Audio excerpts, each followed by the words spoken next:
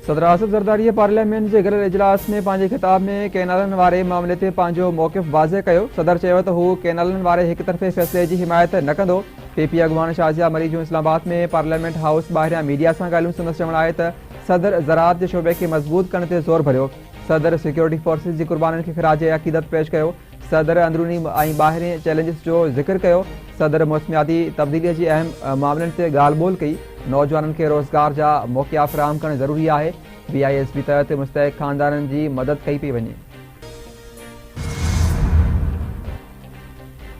Karachi airport हमले case में CTD police चालान जमो कराए छॾियो।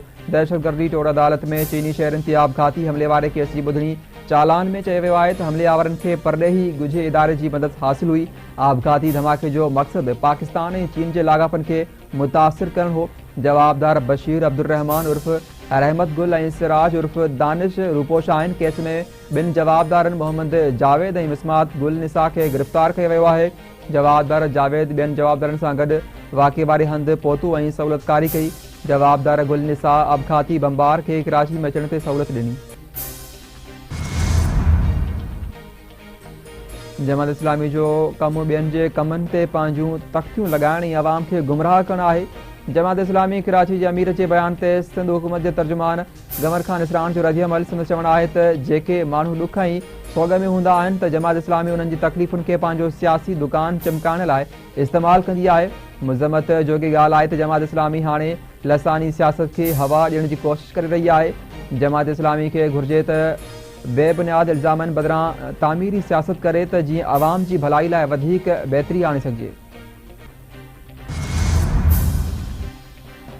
बंदिश पयल TTP दहशतगर्द तंज़ीमूं लाइ छपर छांव वारो कमु करे रही आहे। अफ़गान उबूरी हुकूमत खिते ऐं आलमी अमन खे पेश ईंदड़ ख़तरनि खे मुंहुं ॾियण में नाकाम रही। कलदम TTP जी सरहदी महफ़ूज़ पनाह गाहुनि मां पाकिस्तान ते हमला करे थी। गॾियल क़ौमुनि में पाकिस्तान जे मुस्तक़िल नुमाइंदे मुनीर अकरम जो सलामती काउंसिल जे इजलास खे ख़िताब सां चवणु आहे त अलक़ाइदा TTP BLA ऐं मजीद ब्रिगेड जहिड़ियूं तंज़ीमूं खिते खे नुक़सान पहुचाए रहियूं आहिनि।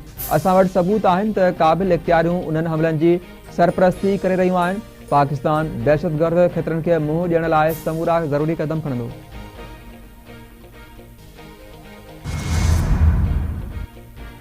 हुकूमत कर्ज़ हासिल करण लाइ आलमी मालियाती फंड खे PIA समेत 5 खां 7 सरकारी इदारो विकिणे करण जी ख़ातिरी कराए छॾी।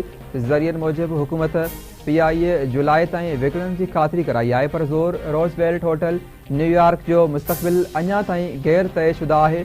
न्यूयॉर्क सिटी गवर्नमेंट होटल जी लीज़ जो $228 मिलियन वारो मुआइदो वक़्त खां अॻु ख़तमु करण जो नोटिस बि ॾिनो आहे।